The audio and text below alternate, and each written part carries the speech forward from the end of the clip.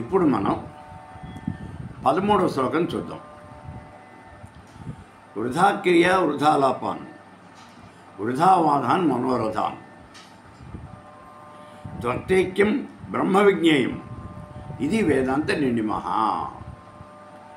ఇది భగవత్పాదుల వారు తమ యొక్క 13వ శ్లోకంలో చెబుతూ ఉన్నటువంటి విషయం. ఏమంటున్నారు దీంట్లో? వృధా క్రియ వృధాలాపాన్. వృధా క్రియ వ్యర్థమైనటువంటి పనులు, వృధాలాపాన్ వ్యర్థమైనటువంటి ప్రసంగాలు, వృధావాదాన్ ఉపయోగం లేనటువంటి వాదనలు, ఇవన్నీ కూడా మనోరథాన్ నీ కోరికలు, ఇవన్నీ కూడా అనవసరం, వీటి వల్ల ఏమీ ఉపయోగం లేదు, ఇవన్నీ కూడా వ్యర్థమైనవి. మరి ఏం కావయ్యా, ఏం కావాలి అంటే త్వత్తైకం బ్రహ్మ విజ్ఞేయం. నీకు బ్రహ్మజ్ఞానము అనేది ఒకటే కావాలి తప్పించి మిగిలినవి ఏవి కూడా ఉండకూడదు. వీటి వల్ల నీకు ఉపయోగం లేదు, వాటి వల్ల నీకు ఏమాత్రం కూడా ఉపయోగం లేదు అనేటటువంటి విషయాన్ని చెప్తూ ఉన్నారు. ముందు అసలు ఈ వృధాక్రియలు వృధాలాపాలు ఇవన్నీ ఉంటో ఒకసారి చూద్దాం. వృధాక్రియాన్ ఉపయోగం లేనటువంటి పనులు, లౌకికమైనటువంటి పనులు ఎప్పుడూ కూడా ఉపయోగం లేనటువంటివి, అవి పనికిరానటువంటివి అని గతంలో అనేకసార్లు చెప్పుకున్నాం. నీకు భార్య పిల్లలు, అలాగే సిరి సంపదలు, భోగభాగ్యాలు ఇవేవి కూడా శాశ్వతమైనటువంటివి కాదు. ఇవి ఏవి కూడా శాశ్వతమైనటువంటివి కాదు కాదు కాదు. అందుకని దానికి దోషం చేసేటటువంటి ఏ పనులు కూడా నువ్వు చేయవద్దు, వాటి వల్ల ఏం ఉపయోగం లేదు. అలాగే వృధాలాపాన్ వ్యర్థమైనటువంటి ప్రసంగాలు ఏవి కూడా చేయవద్దు. వ్యర్థమైనటువంటి ప్రసంగాలు అంటే ఏమిటి? అసలు ఏమిటి వ్యర్థమైనటువంటి ప్రసంగాలు? ఇక్కడ కూర్చుని మనం ఏదో ఓ సినిమాని గురించి మనం కబుర్లు చెప్పుకుంటూ ఉంటాం, లేదా అక్కడ ఇలా జరిగింది ఇక్కడ ఇలా జరిగింది అనే కాలక్షేపం కోసం కబుర్లు చెప్పుకుంటూ ఉంటాం. వీటి వల్ల మనకి ఏ రకమైన ఉపయోగం ఉంది చెప్పండి? ఏ రకమైనటువంటి ఉపయోగం కూడా ఉండదు. ఇవే వృధాలాపాన్. అలాగే వృధావాదాన్, వృధా అయినటువంటి ఉపయోగం లేనటువంటి వాదనలు. ఈ వాదనలు కూడా ఏ రకంగానూ ఉపయోగం లేనటువంటివి. ఏదో ఒక విషయం మీద అవతల వ్యక్తితో ఒక వాదన పెట్టుకుని మనం వాదిస్తూ ఉంటాం. ఏమిటి దానివల్ల? ఏమొస్తుంది దానివల్ల నీకు లాభం? అందుకని ఈ వాదనలు కూడా పనికిరాదు. అలాగే మనోరథాన్, ఈ మనోరథము అంటే కోరికలు. ఈ కోరికలు కూడా వృధా అయినటువంటివి. కోరికలు అంటే లౌకికమైనటువంటి కోరికలు కదా. ఈ లౌకికమైనటువంటి కోరికలన్నీ కూడా వృధా అయినవి, దీంతో ఉపయోగం అనేది ఏమీ కూడా లేదు. అందుకని ఇవేవి కూడా పనికిరానటువంటివి అని చెప్తున్నారు. మరి ఏది పనికొచ్చేది? బ్రహ్మ విజ్ఞేయం, బ్రహ్మజ్ఞానం ఒక్కటే మనకి ఉపయోగపడేది, అదే మనకు కావలసినటువంటిది, అదే నీకు మోక్షాన్ని ఇచ్చేది అని చెప్తూ ఉన్నారు భగవత్పాదుల వారు. ఇక్కడ త్వత్తైక్యం బ్రహ్మ విజ్ఞేయం, బ్రహ్మజ్ఞానం ఒక్కటే మనకు కావాలి అని చెప్తూ ఉన్నాడు. ఇప్పుడు చూడండి, అసలు ఇక్కడ మనకు కావలసినటువంటి విషయం ఏమిటి అంటే బ్రహ్మజ్ఞానం. ఈ బ్రహ్మజ్ఞానము అంటే ఏమిటి? గతంలో మనం చాలాసార్లు చెప్పుకున్నాం ఈ బ్రహ్మజ్ఞానము అనేటటువంటి విషయాన్ని గురించి. ఇప్పుడు మళ్ళీ మనం ఈ బ్రహ్మజ్ఞానము అని చెప్తున్నాం. ఏమిటి బ్రహ్మజ్ఞానము అంటే? బ్రహ్మని గురించినటువంటి జ్ఞానాన్నే మనం బ్రహ్మజ్ఞానము అని అంటూ ఉన్నాం. జ్ఞానం అనేది రెండు రకాలుగా ఉన్నది అని చెప్పుకున్నాం. ఒకటి లౌకికమైనటువంటి జ్ఞానము, దీన్నే సామాన్య జ్ఞానము అని అంటారు. రెండోది పరాజ్ఞానము, పరానికి సంబంధించినటువంటి జ్ఞానం, దాన్నే బ్రహ్మజ్ఞానము అని అంటారు. పరానికి సంబంధించినటువంటి జ్ఞానము అనేది ఏదైతే ఉన్నదో దాన్నే బ్రహ్మజ్ఞానము అని అంటారు. ఇప్పుడు ఈ బ్రహ్మ అంటే ఏమిటి? గతంలో మనం చాలాసార్లు చెప్పుకున్నాం బ్రహ్మను గురించి, కానీ ఇప్పుడు కూడా మళ్ళీ చెప్పుకుంటున్నాం. ఎందుకు అంటే గతంలో చెప్పుకున్నటువంటి విషయాలు ఏవి కూడా గుర్తుండవు, మనకు గుర్తుండవు. ఇక్కడ జరిగే విషయం ఏమంటే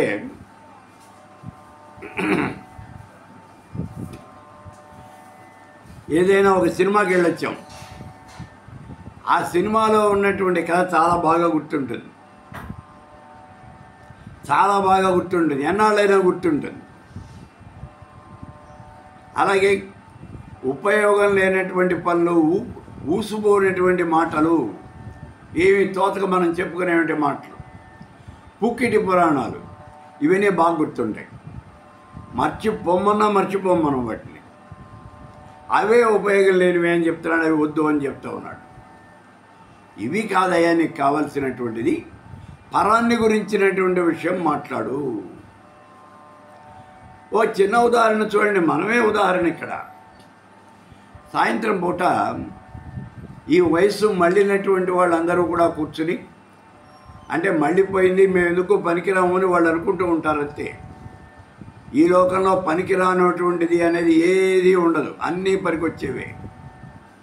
ప్రతి వస్తువు, ప్రతి జీవి పనికొచ్చేదే.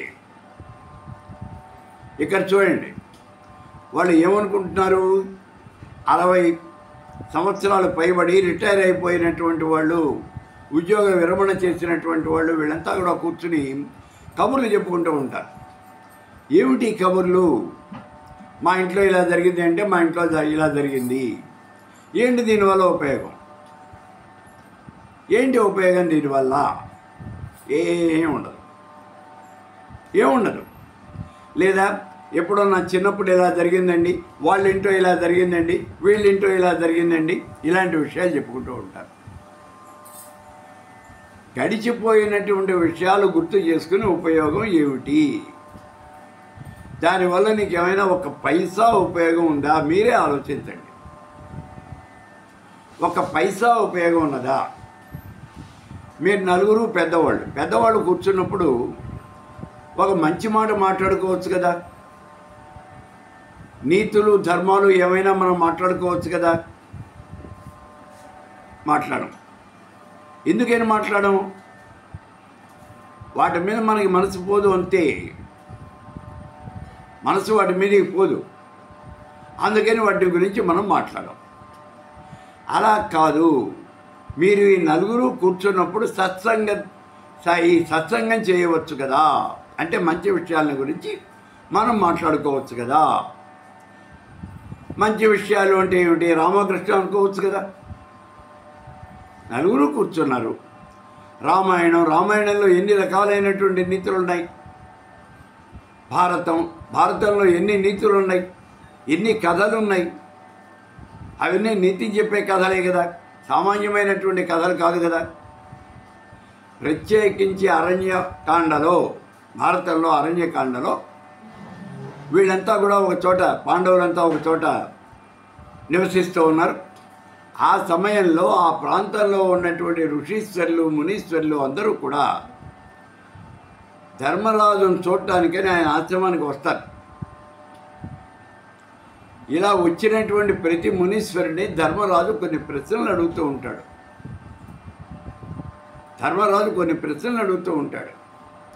ఆ ప్రశ్నలకి వాళ్ళు సమాధానం చెప్తూ ఉంటారు. ఈ ప్రశ్నలు అన్నీ కూడా ఏమిటి అంటే ధార్మికపరమైనటువంటివి.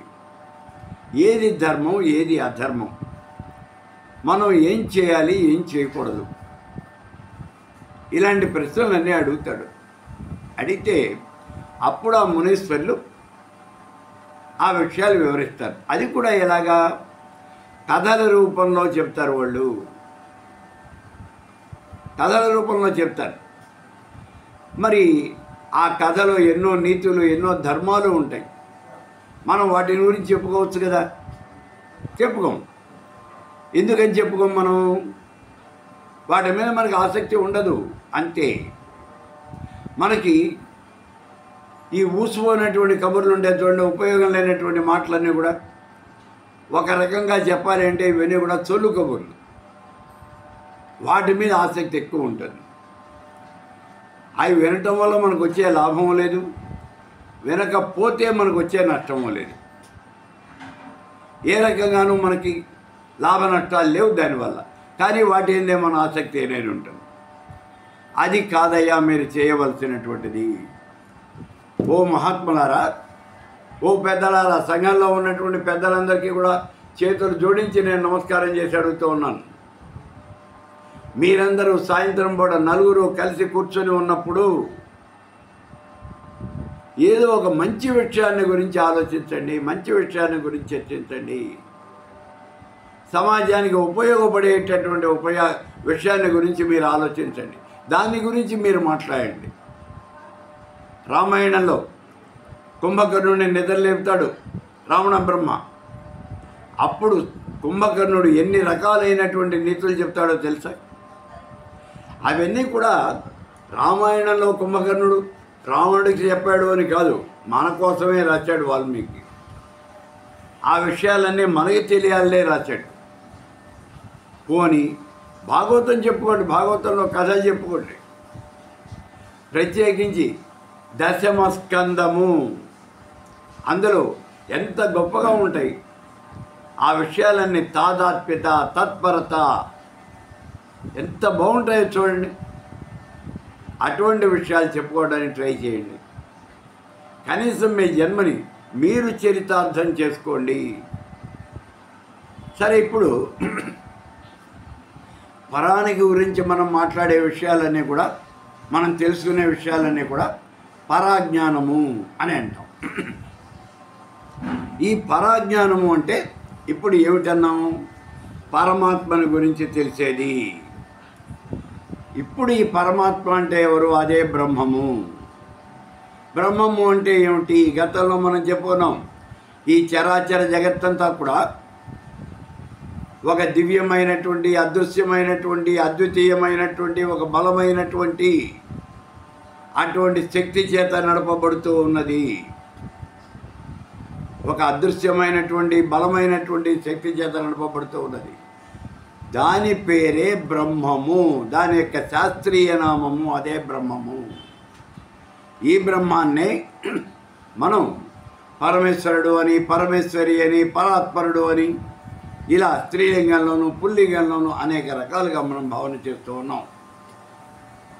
అదే బ్రహ్మము అంటే ఆ బ్రహ్మమే సాకారము, నిరాకారము అని రెండు రకాలుగా ఉంటుంది అని కూడా మనం చెప్పుకున్నాం. ఇప్పుడు ఇక్కడ మోక్షాన్ని కావాలి అంటే మోక్షాన్ని ఇచ్చేది ఎవరు? సాకార బ్రహ్మ కాదు, నిరాకార బ్రహ్మ, నిర్గుణ బ్రహ్మ. ఈ మాటని నొక్కి ఒక్కాణిస్తూ ఉన్నాయి ఉపనిషత్తులు కానీ మిగిలినటువంటి శాస్త్రాలు కానీ. శాస్త్రాలని కూడా నొక్కి ఒక్కాణిస్తూ ఉన్నాయి.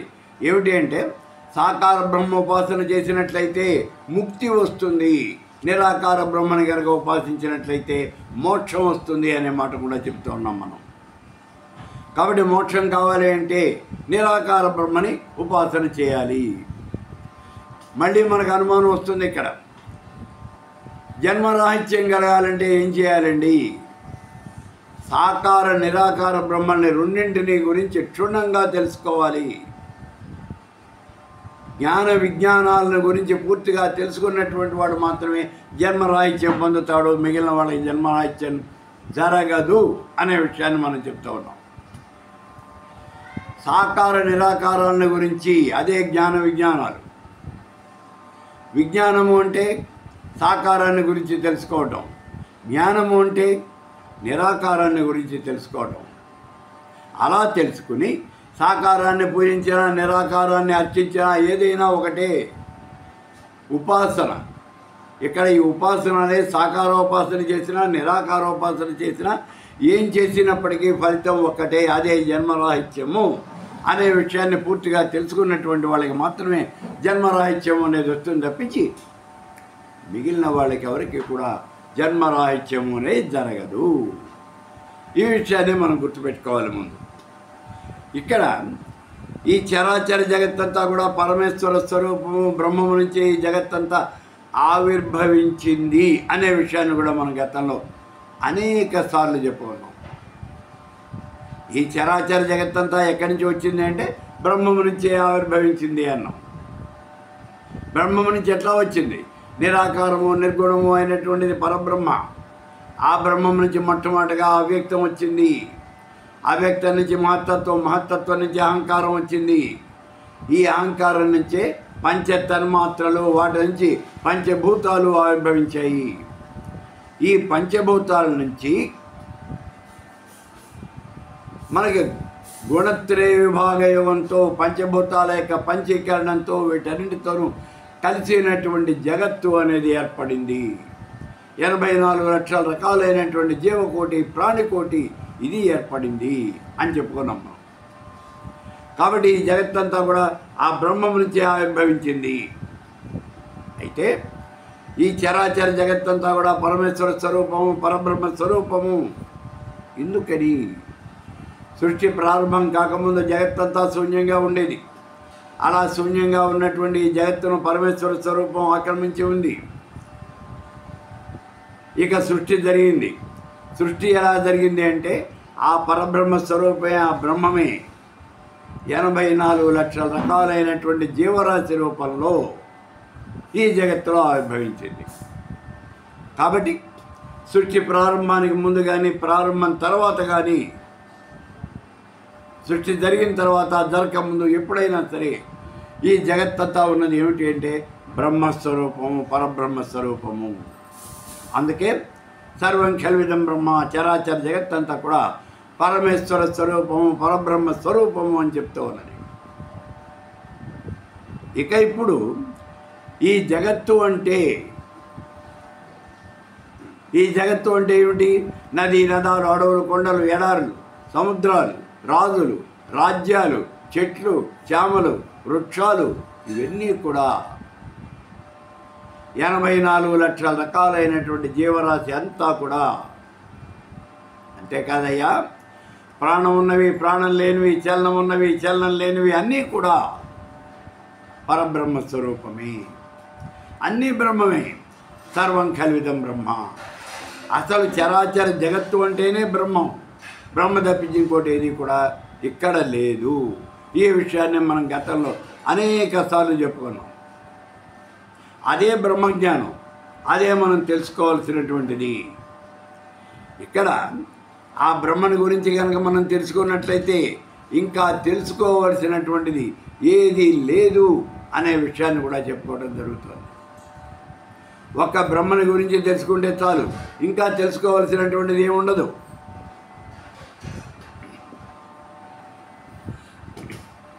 పూర్వకాలంలో పుణ్యానందుడు అనేటటువంటి ఒక మహర్షి ఆశ్రమంలో కూర్చొని తపస్సు చేసుకుంటున్నాడు. ఆయన సాయంత్రం పూట ఆయనకేవో కొన్ని మాటలు వినిపించాయి. ఏమిటి మాటలు అని చుట్టూ చూస్తున్నాడు, ఎక్కడా లేదు. పైకి చూశాడు, పైనుంచి వస్తున్నాయి మాటలు. పైన ఎవరున్నారయ్యా? హంస మిథునం అంటే మగహంస, ఆడహంస, ఈ రెండు కూడా ఆశ్రమం పైగా అలా ఎగురుతూ పెడుతూ ఉన్నాయి. ఇప్పుడు ఆడహంస అడుగుతూ ఉన్నది మగహంసని, స్వామి దేన్ని గురించి తెలుసుకుంటే ఈ జగత్తును గురించి పూర్తిగా తెలుస్తుందో ఆ విషయాన్ని నాకు తెలియచేయండి అని అడిగింది ఈ ఆడహంస. అప్పుడు ఈ మగహంస చెప్తూ ఉన్నది, దేవి ఆభరణాలు వేరైనప్పటికీ అందులో ఉన్నటువంటి బంగారం ఒకటే. బంగారాన్ని తీసుకొచ్చి కరిగించి కంసాలి వాడు ఆ బంగారంతో అనేక రకాలైనటువంటి ఆభరణాలు చేస్తాడు. కాబట్టి ఆభరణం యొక్క రూపం వేరైనా, ఆభరణం యొక్క పేరు వేరైనా, అందులో ఉన్నటువంటి బంగారం అనేది ఒకటే. అలాగే కుమ్మరివాడు మట్టిని బాగా తొక్కి దాంతో కుండలు, చట్టులు, పాత్రలు, వివిధ రకాలైనటువంటి పాత్రలు తయారు చేస్తాడు. పాత్రల యొక్క రూపం వేరైనా, పాత్రల యొక్క పేరు వేరైనప్పటికీ కూడా అందులో ఉన్నటువంటిదంతా మట్టే. ఈ విషయం కనుక మనకి తెలిసినట్లయితే, ఈ విషయం తెలుసుకుంటే చాలు, నీకు జగత్తులో ఉన్నటువంటి అన్ని విషయాలు కూడా తెలుస్తాయి అని చెప్పి ఆ మాటలో విన్నటువంటి ఈ మగ ఆడహంస తెలుస్తుంది అంది. ఏం తెలిసింది అంటే చరాచర జగత్తంతా కూడా పరమేశ్వరమయం, కాబట్టి పరమేశ్వర స్వరూపాన్ని గురించి కనుక మనం తెలుసుకున్నట్లయితే జగత్తుని గురించి పూర్తిగా తెలుస్తుంది. ఈ విషయం నాకు అర్థమైంది అని. కాబట్టి ఇప్పుడు మనకు కూడా మన కోసమే చెప్పింది ఆ విషయం చెప్పింది ఆ అంశం మన కోసమే. కాబట్టి ఇక్కడ మనకి తెలిసేది ఏమిటి? ఇక్కడ మనకి ఆ బ్రహ్మని గురించి కనుక మనం తెలుసుకున్నట్లయితే అన్ని రకాలైనటువంటి అన్ని విషయాలు కూడా తెలుస్తాయి. అదే విషయం తెలుస్తోంది. దేని గురించి తెలుసుకున్నంత మాత్రం చేత సర్వము తెలుస్తాయో, దేని గురించి విన్నంత మాత్రం చేత ఇంకా వినవలసినటువంటి దేని గురించి వినవలసిన పని లేదో, దేన్ని చూసినంత మాత్రం చేత ఇంకా చూడవలసినటువంటి పని లేదో, దేని గురించి మాట్లాడినటువంటి మాత్రం చేత ఇంకా దేన్ని మాట్లాడవలసినటువంటి పని లేదో అదే బ్రహ్మము. ఆ బ్రహ్మాన్ని గురించి కనుక మనం పూర్తిగా తెలుసుకున్నట్లయితే ఇంకా తెలుసుకోవాల్సినటువంటిది అనేది ఏది కూడా లేదు. ఆ బ్రహ్మం సామాన్యమైనటువంటి వాడు కాదు, సర్వవ్యాపి. తల వెంట్రుకలో 1000 వంతు ఉంటాడు, సామాన్యంగా ఉండడు. కంటికి కనిపించడు, చెవులకు వినిపించడు, మనస్సుతో ఆలోచించడానికి వీలు కాదు, నోటితో చెప్పడానికి వీలు కాదు. ఆ బ్రహ్మను గురించి ఏ రకంగానూ కూడా మనం ఊహించలేము. ఆ బ్రహ్మానికి చావు పుట్టుకలు లేవు. అతడు జన్మించడు, మరణించడు, అలాని వృద్ధి పొందడు, సృష్టించడు, తడపబడడు, దహింపబడడు, కదలింపబడడు, భేదించబడడు. జగత్తులో జరిగే విషయాలన్నింటికీ కూడా కారణం ఆయనే, అన్నింటికీ సాక్షిభూతం ఆయనే. అన్నీ చూస్తూ ఉంటాడు. అతడు పరమమైనటువంటి శుద్ధుడు, అందుకే పరిశుద్ధుడు అని అంటాం మనం. అతడికి కాళ్ళు కానీ చేతులు కానీ మిగిలినటువంటి అవయవాలు కానీ ఏమీ కూడా లేవు. శరీరంలో ఏ రకమైనటువంటి అంగములు కూడా లేనటువంటి వాడు, ఏ రకమైనటువంటి కోరికలు లేనటువంటి వాడు, నిష్కాముడు, ఆప్తకాముడు, అంటే అన్ని కోరికలు తీరినటువంటి వాడు, అందరికీ అన్నీ కూడా తానే ఇచ్చేటటువంటి వాడు, అన్ని పదార్థాలు తన దగ్గరే ఉన్నటువంటి వాడు, అశుద్ధాన్ని శుద్ధంగా మార్చేంత శక్తి కలిగినటువంటి వాడు, రాగద్వేషాలు లేనటువంటి వాడు, అరిషడ్ వర్గాలు లేనటువంటి వాడు ఆయన పరమేశ్వరుడు. ఈ పరమేశ్వరుడు ఆత్మసంజ్ఞ కలిగినటువంటి వాడు, ఒక్కడుగానే ఉన్నాడు. ఏకాకి భూమరూపాన్నిద్వైత అద్వైతవర్జిత. అతడు ఎప్పుడు కూడా ఏకాకిగానే ఉన్నాడు.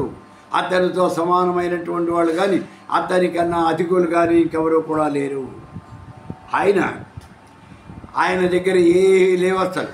విద్య, అవిద్య, భావం, అభావం, గురువు, శిష్యుడు అన్నీ కూడా తానే. ఇక లోకంలో ఇంకేం లేదు. బ్రహ్మము కానటువంటిది అనేది ఇంకా ఏ లేదు.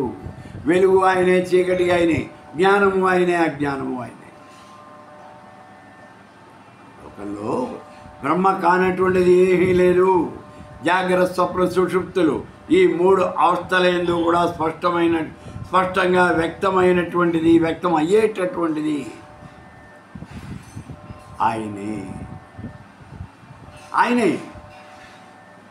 జాగ్రత్తావస్థలో అన్నీ అనుభవించేది ఆయనే, స్వప్నావస్థలో కలలు కనేది ఆయనే, సుషుప్తి అవస్థలో గాఢమైనటువంటి నిద్రలో ఉండేది ఆయనే. అయితే ఇక్కడ కుండలో నీళ్లు పోసాం, ఆ నీళ్లలో సూర్యబింబం అనేది ప్రతిబింబిస్తోంది. అలా ప్రతిబింబిస్తూ ఉన్నటువంటి ఆ సూర్యబింబాన్ని చూసి, ఈ ప్రతిబింబాన్ని చూసి అజ్ఞాని అయినటువంటి వాడు ఇదే సూర్యబింబము అని అనుకుంటూ ఉన్నాడు. కానీ జ్ఞాని అయినటువంటి వాడు మాత్రం అలా అనుకోడు, అది సూర్యబింబము అని అనుకోడు. ఈ 3ంటిని వదిలిపెట్టి, అంటే నీళ్ళని, కొండని, ఆ ప్రతిబింబాన్ని 3ంటిని వదిలిపెట్టి ఆకాశంలో ఉన్నటువంటి ప్రకాశవంతమైన ఆ సూర్యుని చూడటానికి ప్రయత్నిస్తాడు. అలాగే ఇక్కడ కూడా జ్ఞాని అయినటువంటి వాడు ఆ పరమాత్మని దర్శించడానికి ఇష్టపడతాడు. ఆత్మ వేరు, నేను వేరు అని అనుకుంటే ఇదే బంధం అవుతుంది. అహం బ్రహ్మాస్మి. లోకంలో ఉన్నటువంటి 2 బంధము, మోక్షము. బంధము అంటే ఏమిటి? మమ అనుకుంటే బంధము, నా మమ అనుకుంటే మోక్షం. మమ అనుకుంటే బంధం, నా మమ అనుకుంటే మోక్షం. కాబట్టి తెలివి గలవాడు ఎప్పుడు కూడా నా మమ, ఇది నాది కాదు అని అనుకుంటే అతడు మోక్షం పొందుతాడు. ఈ లోకంలో ఉన్నటువంటివన్నీ కూడా ఈ బంధాలు. ఇక్కడ చూడండి, మనకి భార్య, పిల్లలు, మిత్రులు, శత్రువులు, సిరి సంపదలు, ధనధాన్యాలు, భోగభాగ్యాలు ఇవన్నీ నావే అని ఎంతకాలం అయితే అనుకుంటాడో అంతకాలం కూడా అతడు బంధాల్లో చిక్కుబడి అలాగే కుడిచి చెట్టులో పడ్డటువంటి ఎలుకలాగా, శ్రేష్టంలో పడ్డటువంటి ఈగలాగా బయటికి రాలేక కొట్టుమిట్టాడుతూ ఉంటాడు. ఇది అజ్ఞానం. ఈ అజ్ఞానాన్ని ఎప్పుడైతే వదిలించుకుంటాడో అప్పుడు అతడికి బ్రహ్మజ్ఞానము అనేది వస్తుంది. అజ్ఞానాన్ని వదిలించుకున్నాడు అని అంటే ఆ మరుక్షణంలోనే అతడికి జ్ఞానము అనేది వస్తుంది. జ్ఞానం వస్తేనే అజ్ఞానం పోతుంది, అజ్ఞానం పోతేనే జ్ఞానం వస్తుంది. ఆ రెండు కూడా ఇంటర్లింక్డ్ అవి. అజ్ఞానం కనుక నశించినట్లయితే అతడికి మోక్షం వస్తుంది. అందుకేనయ్యా ఓ సాధకుడా, వృద్ధక్రియ, వృధాక్రియ, వృధాలాపాన్, వృధా వాదాన్, మనోరథాన్ ఇవన్నీ కూడా వదిలిపెట్టేయి. ఏమిటి మరి కావాలి? బ్రహ్మజ్ఞానం. బ్రహ్మజ్ఞానం, బ్రహ్మ విజ్ఞేయం ఇది వేదాంత మహా. బ్రహ్మజ్ఞానాన్ని సంపాదించవయ్యా, నీకు మోక్షం వస్తుంది. మోక్షం కావాలి అంటే బ్రహ్మజ్ఞానం ఒకటే కావాలి, అంతకన్నా ఇంకేమీ అవసరం లేదు అని అంటూ ఉన్నారు భగవత్పాదుల వారు ఈ 13వ శ్లోకంలో.